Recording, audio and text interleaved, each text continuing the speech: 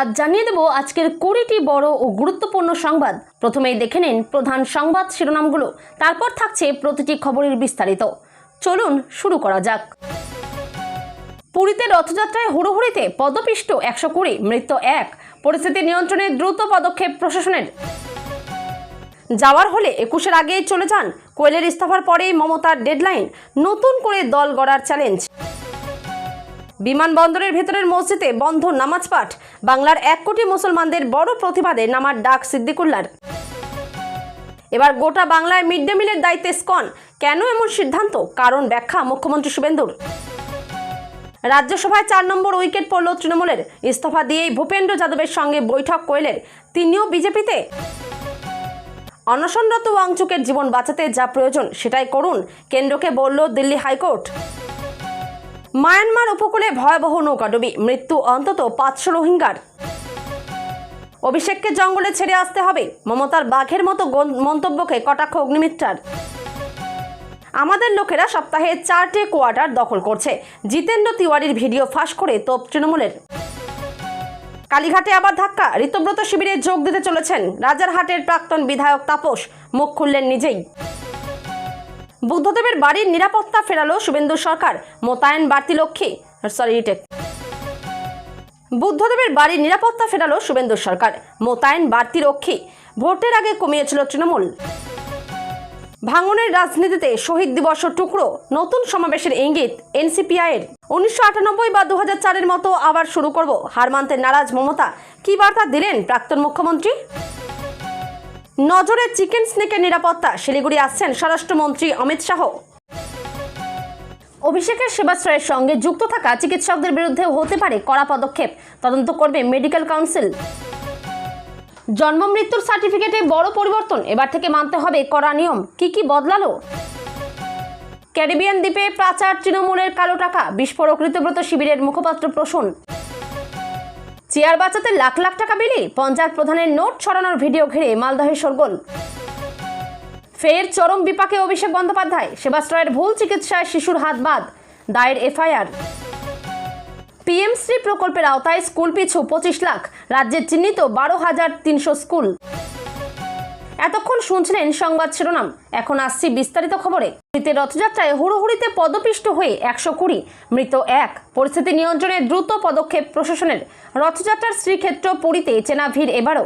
একটিবার প্রভুকে স্বচক্ষে দর্শন করার জন্য দেশ বিদেশের লাখো লাখো ভক্ত ভিড় জমিয়েছেন পুরীতে। সেই বিপুল ভিড় ঠেলে নীলমাধবকে দেখার হুড়োহুড়ির মধ্যেই ঘটল বিপত্তি। ভিড়ের চাপে পদপিষ্ট হয়ে যান কমপক্ষে 120 জন পুণ্যার্থী। এই মাত্র খবর পাওয়া অনুযায়ী পদপিষ্ট হয়ে একজনের মৃত্যু হয়েছে।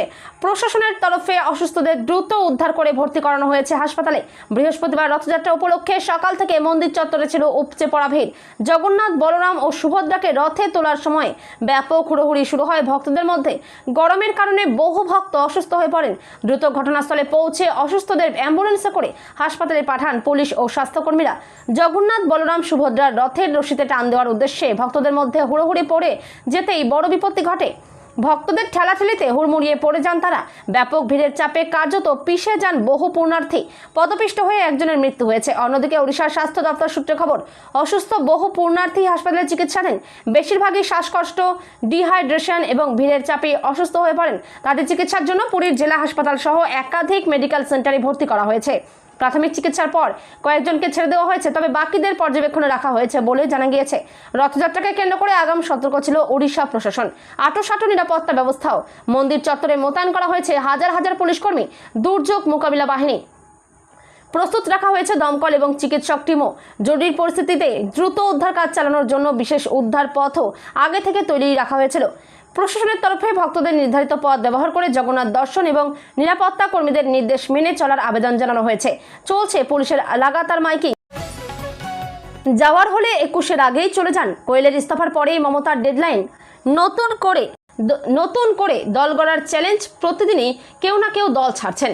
বৃহস্পতিবার রাজ্যসভার সদস্য পদ থেকে ইস্তফা দিয়েছেন কোয়েল মল্লিক। তার কিছুক্ষণের মধ্যেই সমাজ মাধ্যমে মুখ খোলেন মমতা বন্দ্যোপাধ্যায়।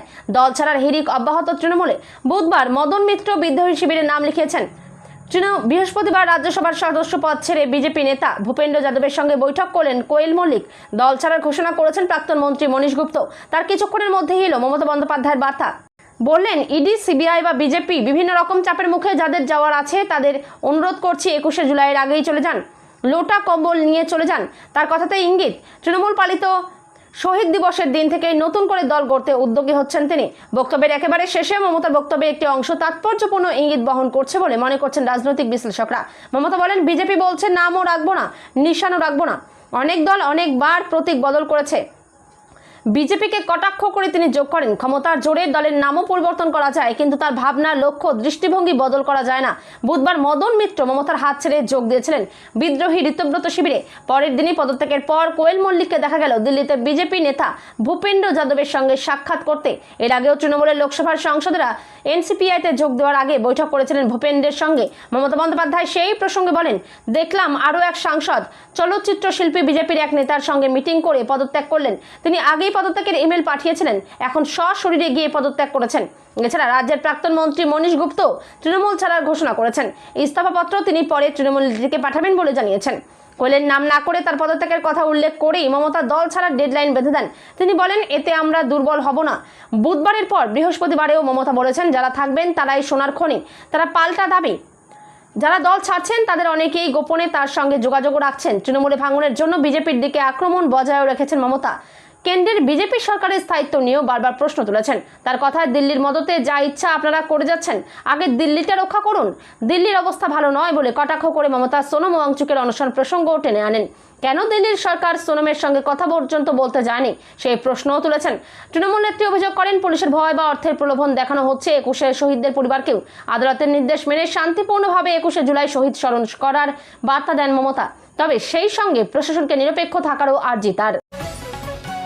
বিমানবন্দরের ভিতরের মসজিদে বন্ধ নামাজ পাঠ। বাংলার 1 কোটি মুসলমানদের বড় প্রতিবাদে নামার ডাক সিদ্দিকুল্লার। বিমানবন্দরের ভেতরে থাকা মসজিদে আপাতত নামাজ পাঠ বন্ধ। সূত্রের খবর, সোমবার পর্যন্ত এই সিদ্ধান্ত কার্যকর থাকছে। তাতেই প্রতিবাদের ডাক সিদ্দিকুল্লার। নামাজ পড়েই প্রতিবাদের ডাক প্রাক্তন গ্রন্থাগার মন্ত্রী সিদ্দিকুল্লাহ চৌধুরীর। শুক্রবার বিমানবন্দরের 7 নম্বর গেটে জামায়াতের আহ্বান জানানো হয়েছে। প্রতিবাদ স্বরূপ স্থানীয় বাসিন্দারাই বিমানবন্দরের ভেতরে থাকা ওই মসজিদে নামাজ পাঠ করবেন বলে জানিয়েছেন নেতা। পাশাপাশি রাজ্যে 1 কোটি মানুষকে কালো ব্যাচ পরে নামাজে সামিল হওয়ারও আহ্বান জানানো হয়েছে। সিদ্দিকুল্লাহ বলেন, সকাল 11:30 নাগাদ এলাকার লোকজন ওখানে নামাজ পড়তে যাবে। আর বাংলার 1 কোটি মুসলমানদের কাছে অনুরোধ, কালো ব্যাচ পরে নামাজ পড়তে যান, আল্লাহ কাছে দোয়া করে চলে আসুন। কোনো বিক্ষোভ প্রদর্শনের দরকার নেই, কোনো মাইকিং ক্যানভাস কিছু থাকবে না। যদিও এই ঘটনাকে কেন্দ্র করে রাজনৈতিক আঙ্গিনাতেও শুরু হয়েছে চাপানোতর। দমদম উত্তরের বিজেপি বিধায়ক সৌরভ শিকদার আবার বলছেন, এই বাংলায় কোনো জমায়েতি শরীয়তি আইন চলবে না। এখানকার শান্তিপূর্ণ মুসলমান ভাইদের কাছে অনুরোধ, কারো উস্কানিতে আইন ভাঙার কাজ করবেন না। এখানে দেশ সবার আগে, নিরাপত্তা সবার আগে। তার সব কথা, নিরাপত্তা দেশের প্রশ্নে কখনো ধর্ম বাধা হয়ে দাঁড়াতে পারে না। এরপরে সিদ্দিকুল্লাহ চৌধুরীর বিরুদ্ধে সুর চড়িয়ে বলেন, ওনার মতো লোকেরা ধর্ম নিয়ে ব্যবসা করে, ওরা যা খুশি বলতে পারে, আপনারা কোনো উস্কানিতে পা দেবেন না। অন্যদিকে সিদ্দিকুল্লাহর বিরুদ্ধে সুর চড়িয়েছেন রাজ্যের মন্ত্রী অগ্নিমিত্রা পালও। তিনি বলেছেন, উনি তো চিরকাল তো মুসলমানদের প্রতিশ্রুতি দিয়ে তা ভঙ্গ করেছেন। মুখ্যমন্ত্রী শুভেন্দু অধিকারী যদিও আগে স্পষ্ট বলেছিলেন জাতীয় নিরাপত্তা সবার আগে। তার কথায়, এই বিমানবন্দরের লোকেশন নিরাপত্তা খুব গুরুত্বপূর্ণ। চীন নিরাপত্তা খুব কাছে, এটা আন্তর্জাতিক বিমানবন্দর, এখানে এইভাবে খুলে রাখা যায় না। আমরা তো ধর্ম পালনে কাউকে বাধা দিইনি। ভদ্র থাকবেন, আইন মেনে চলবেন, নিজের ধর্ম নিজে পালন করবেন, সব ঠিক চলবে। আর বন্দে মাতরমটা গাইতে হবে। এবার গোটা বাংলায় মিড ডে মিলের দায়িত্বে স্কন। কেন এমন সিদ্ধান্ত? কারণ ব্যাখ্যা মুখ্যমন্ত্রী শুভেন্দুর। কলকাতার স্কুলগুলির মিড ডে মিলের দায়িত্ব দেওয়া হয়েছে স্কনকে। তার মেনু নিয়ে তুঙ্গে বিতর্ক। এবার আর শুধু কলকাতার নয়, নদিয়া, তারপর রাজ্যের সর্বত্র মিড ডে মিল চালু হবে। প্রশ্ন ওঠার পরেও কেন স্কনকেই দেওয়া হলো মিড ডে মিল সরবরাহের দায়িত্ব, তা নিয়ে তুঙ্গে চাপানোতর। বৃহস্পতিবার কলকাতার অ্যালবার্ট রোডের স্কন মন্দিরের রথযাত্রার অনুষ্ঠানের কারণ ব্যাখ্যা করলেন মুখ্যমন্ত্রী শুভেন্দু অধিকারী। মুখ্যমন্ত্রী জানান, আমরা স্কন, রামকৃষ্ণ মঠ ও মিশন, ভারত সেবাশ্রম সংঘ এবং মানুষের সেবায় নিয়োজিত অন্যান্য সংগঠনকে সঙ্গে নিয়ে বাংলার নবনির্মাণের পথে এগোতে চাই। সমাজের উন্নয়নে সরকারের পাশাপাশি এই প্রতিষ্ঠানগুলির ভূমিকা অত্যন্ত গুরুত্বপূর্ণ। তিনি আরও বলেন, একটা ভালো পুষ্টিকর আহার পৌঁছে দেওয়া অত্যন্ত জরুরি। আমাদের স্কুলগুলিতে যে ছাত্রছাত্রীরা মিড ডে মিল গ্রহণ করে তারা মূলত মধ্যবিত্ত, নিম্ন মধ্যবিত্ত এবং অর্থনৈতিকভাবে পিছিয়ে থাকা পরিবারের সন্তান। সচ্ছল পরিবারের শিশুদের অধিকাংশই এই প্রকল্পের ওপর নির্ভর করে না। তাই অপুষ্টি দূর করতে পুষ্টিকর খাবারের বিশেষ প্রয়োজন রয়েছে।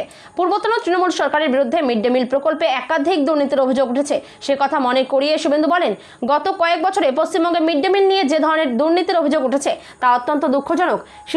শিশুদের খাবার নিয়ে অনিয়ম করা পাপের সমান। আগামী দিনে স্কন এই দায়িত্ব পালন করে আমাদের শিশুদের কাছে উন্নত মানের পুষ্টিকর খাবার পৌঁছে দেবে, সেটাই আমাদের কর্তব্য। উল্লেখ্য, গত 22শে জুন বিধানসভায় বিজেপি সরকার তাদের প্রথম বাজেট পেশ করেন অর্থমন্ত্রী স্বপন দাশগুপ্ত। এরপরই সাংবাদিক বৈঠকে মুখ্যমন্ত্রী শুভেন্দু অধিকারী জানান, শ্যামাপ্রসাদের দেখানো পথেই বাংলা চলবে, স্বামী বিবেকানন্দের ভাবনায় চলবে বাংলা। রামকৃষ্ণ মিশন, গৌড়ীয় মঠ, ভারত সেবাশ্রম, স্কনের দেখানো পথে পশ্চিমবঙ্গ চলবে। এই সংস্কৃতি থেকে বিচ্যুতি ঘটবে না। আমরা স্কনকে মিড ডে মিল খাবার সরবরাহ করার জন্য উদ্যোগ নিচ্ছি। পাইলট প্রজেক্ট হিসেবে পুরো কলকাতাকেই দেওয়া হচ্ছে। স্কন খাওয়াবে, আপত্তি থাকলে হরে কৃষ্ণ বলবেন না, কেউ আপনাদের জোর করবে না, ভালো খাবার পাবেন, শুদ্ধ খাবার পাবেন, চিন্তার কোনো কারণ নেই। সরকারের এখনো উদ্যোগকে কেন্দ্র করে তৈরি হয় বিতর্ক। শুধু তাই নয়, কলকাতা হাইকোর্টে দায়ের হয় জনস্বার্থ মামলাও। রাজ্যসভায় 4 নম্বর উইকেট পড়ল তৃণমূলের। ইস্তফা দিয়েই ভূপেন্দ্র যাদবের সঙ্গে বৈঠক কোয়েলের। তিনিও বিজেপিতে। গত ফেব্রুয়ারিতে রাজ্য পুলিশের প্রাক্তন ডিজি রাজীব কুমার, রাজ্যের প্রাক্তন মন্ত্রী বাবুল সুপ্রিয়, সুপ্রিম কোর্টের আইনজীবী মেনকা গুরুস্বামীর সঙ্গে কোয়েল মল্লিককেও রাজ্যসভায় পাঠিয়েছিল তৃণমূল। অবশেষে সত্যি হলো জল্পনা। রাজ্যসভার সাংসদ পদ থেকে ইস্তফা দিলেন কোয়েল মল্লিক। বৃহস্পতিবার দিল্লিতে গিয়ে উপরাষ্ট্রপতি সিপি রাধাকৃষ্ণনের কাছে নিজের ইস্তফাপত্র জমা দেন কোয়েল।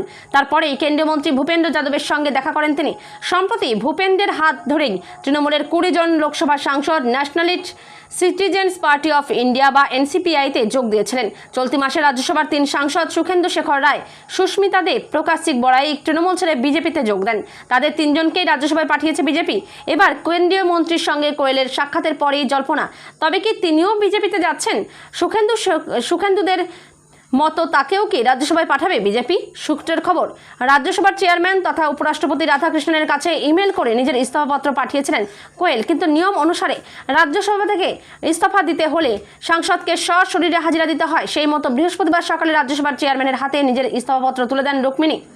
তিনি কোয়েল নামেই পরিচিত। তারপরেই তিনি দেখা করেন ভূপেন্দ্রের সঙ্গে। গত 9 জুলাই বিজেপিতে যোগ দেন সুখেন্দু, সুস্মিতা, প্রকাশ। যোগদানের কয়েক ঘন্টার মধ্যেই 3 জনকে রাজ্যসভার উপনির্বাচনের প্রার্থী করে বিজেপি। উল্লেখ্য, সুস্মিতা, প্রকাশজিক এবং সুখেন্দু শেখরের পদত্যাগের কারণে রাজ্যসভার 3টি আসন খালি হয়। তাদেরই আবার ওই আসনে প্রার্থী করে পাঠায় বিজেপি।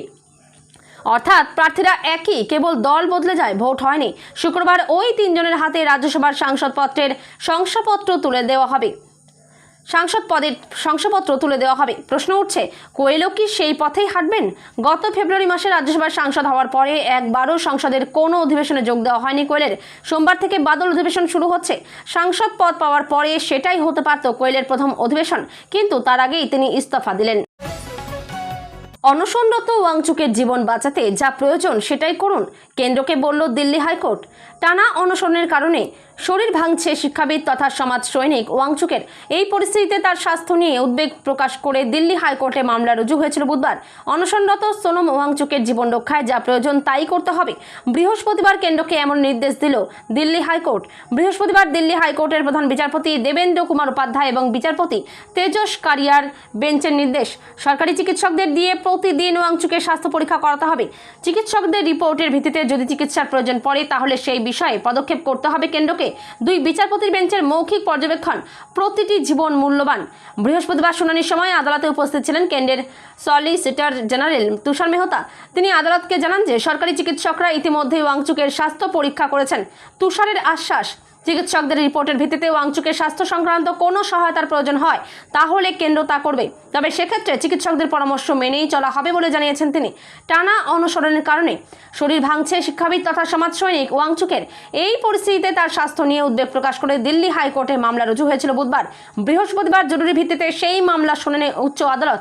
নিট কেলেঙ্কারির পরে শিক্ষামন্ত্রী ধর্মেন্দ্র প্রধানের ইস্তফার দাবিতে গত 20 জুন ককরোচ জনতা পার্টি যন্তর মন্তরে প্রতিবাদ শুরু করে। তার 7 দিন পরে সোনম ওয়াংচুক অনশন শুরু করেন। বুধবার রাতে সমাজ মাধ্যমে একটি ভিডিও পোস্ট করেন 3 ইডিয়টস খ্যাত সোনম। ভিডিও বার্তায় তিনি বলেন, আমার শরীর ভালো নয়, তবে খুব খারাপও নয়, এমন অবস্থা নয় যে 2-4 দিনেই মরে যাব।